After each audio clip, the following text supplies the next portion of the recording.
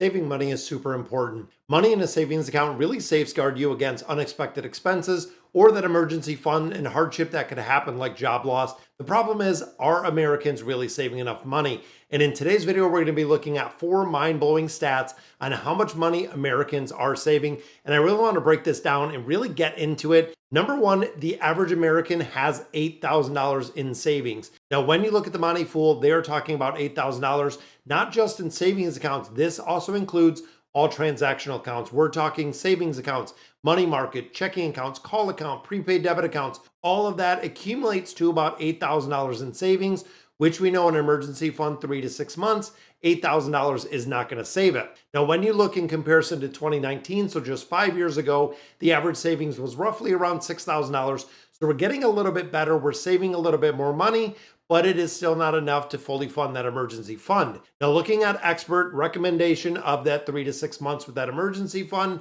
most people have $8,000 in their bank accounts at all, which, of course, looking at the Bureau of Labor Statistics, in 2024, the average spending was around $6,000 a month as a nation on average. So when you think about having, $8,000 in there versus the 6,000 people are spending a month, most people are living paycheck to paycheck. And if something happens that you cannot use or don't have a way to replenish the funds in there, of course, it's going to go bad and your finances can go south very quick. In fact, looking at some of this additional research, Americans aren't prepared for surprises, with just 54% of people actually holding 3 months of an emergency fund in a savings or a bank account.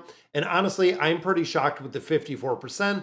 I thought it would be a little bit higher than that, but overall, having that fully funded emergency fund really does make a difference. Now, remember of the FOO, or the financial order of operations, the way that you should actually do this is if you're sitting on a bunch of money in the emergency savings, or if you've saved that 3 to 6 months, some of that money might be better allocated really doing debt repayment, getting rid of some of the credit card debt, freeing up some of that cash flow so you can replenish it as soon as possible.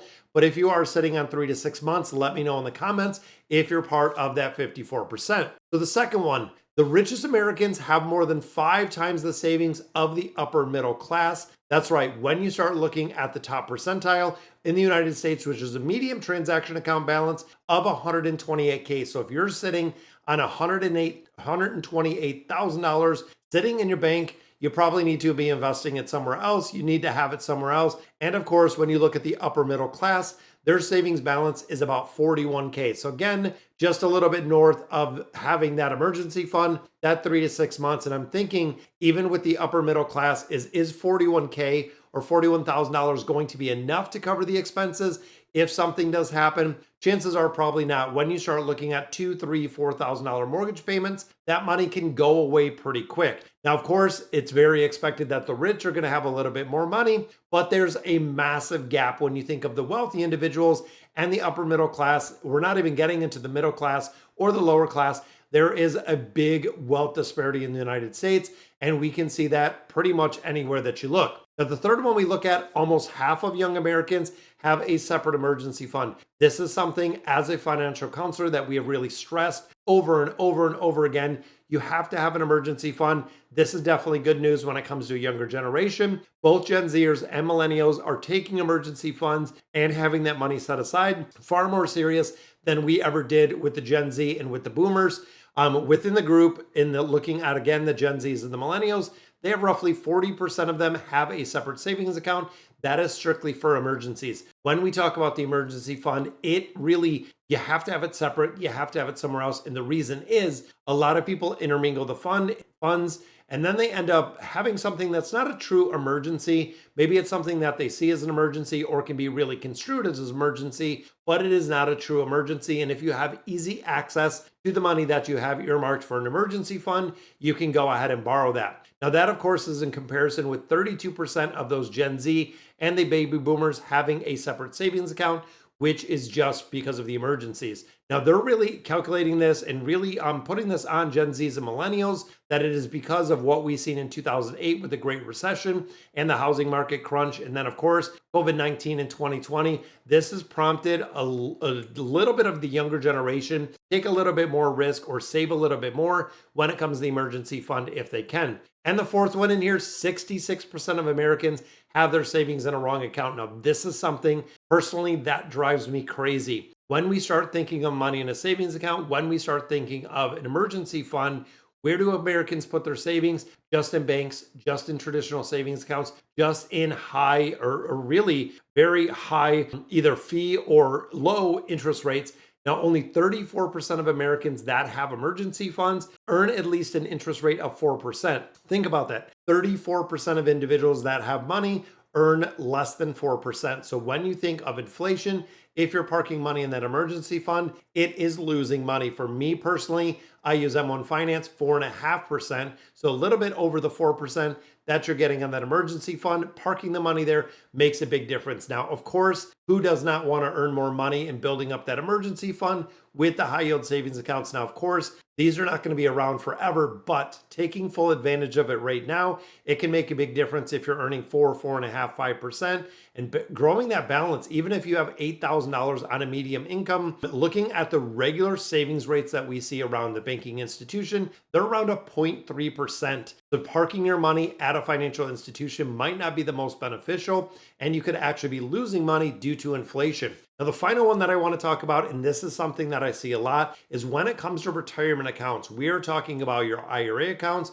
We are talking about the Roth accounts, the traditional IRA accounts, the accounts that are parked at your Chase, your Bank of America, Wells Fargo, even looking at banks and credit unions. If it is retirement funds and you're not even close to retirement age, do not park them. And I really do stress this. Do not park them in financial institutions that are just going to simply give you the 0.3% that is on an IRA account, because that is what I see a lot of times. And then, of course, 3, 5, 10 years down the road, people are making regular contributions into those accounts, not realizing that they're not seeing the growth, they're not seeing the dividends, they're not seeing the compounding aspect that it needs to be really to grow within the market itself. Even if you put it in bonds, if you put it in the VOO, regardless of where you put it, when you think of retirement funds need to be invested in the market. That is something I see, and I really do educate a lot of people that I do financial counseling and education. It's great to have an IRA. It's great to have, a Roth IRA, which I highly recommend.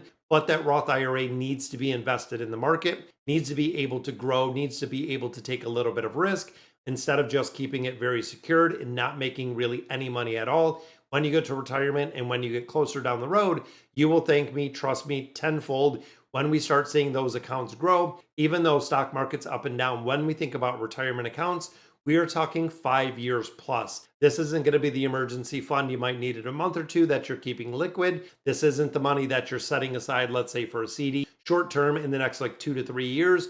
We are talking retirement accounts, 5 years, 10 years, 20, 30, 40 years until retirement. If you're putting regular contributions into a brokerage account, into an IRA, into something that is invested in the market, you are going to see the growth that is going to be required to really retire and have a very happy and healthy retirement. All right, guys, so that is going to do it. Really some mind-blowing stats out here. When you think of everybody that is, accumulating money, not having enough money in savings accounts because we know things are super expensive, but then the people that do have money, they're not keeping it properly. They're not storing it in those high yield savings accounts.